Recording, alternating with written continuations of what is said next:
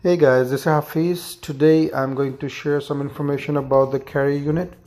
If you ever turn on the carrier unit and you see a remove jumper on your screen after a pre-trip, what is that for and how can we get rid of it? As you can see on the screen, I type in a remove jumper. This is how it's going to look like, and at the bottom of that picture you can see a download port, which is also called a data port. And if we ever have to download any issues with the Reefer or any history, we use this port and connect it to the computer, and we can download all the data through this port. So sometimes mechanics use this port to configure the system, and they use a small cable from one port to another port, which is A and B, and they can read and manipulate, configure the system. So if you look on the other side of that download port, you can read A, B, C, D, and then E, and all those have small terminals in there. And if you look at the A and B, these are the connection they make with the small wire. They put the wire in these holes to make a to configure the system. So this is the problem most of the time, that if you ever see the remove jumper sign on the screen, and these are all the information that you can read, how to go into the system and how they configure all the detail that they need, and they can also use the PC, and there's so many modes they can use, like a configuration mode and components test mode and service mode, which mostly mechanic use. So I'm not going through all that, and I don't have a lot of information about that. So all I'm going to talk about is how can we get rid of this code from the screen.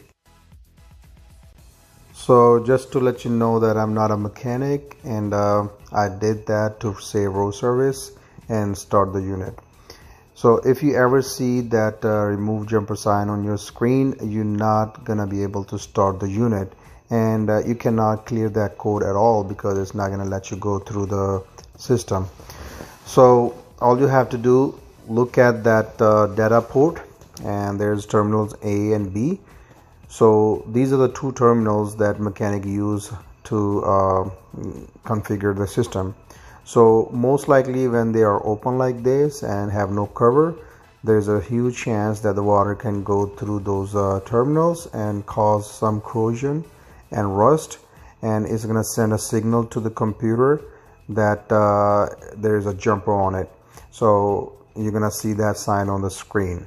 So all you have to do is try to clean those terminals with a screwdriver or a paper clip or wire, and brush it and clean it, make it smooth a little bit, and you can use the WD-40 too to remove some rust, and I hope it should work. But in my case, I tried to remove it, but I couldn't clean that good enough, and I was not able to start the unit. So what I did, that if you can look at the back side of that plug, there's a terminal A and B. The wires are plugged in there. So I just disconnected those two wires. You can remove only one, but I remove both of those, and I tape it nicely, and then I turn on the reefer unit, and that remove jumper sign is gone. So I was able to start the unit. So this is not something that is going to stop your unit in the future from functioning. So all you're gonna need this only if you have to download the report, or the mechanic have to go through the system, or they have to configure the system. Otherwise they have no use to run the reefer. So whenever you go to the mechanic, just change that plug, and also make sure you have a cover on top of it all the time, so you don't go through this problem in the future. I hope this video helps somebody, and please don't forget to subscribe the channel and like the video and share it with your friends. Thank you so much.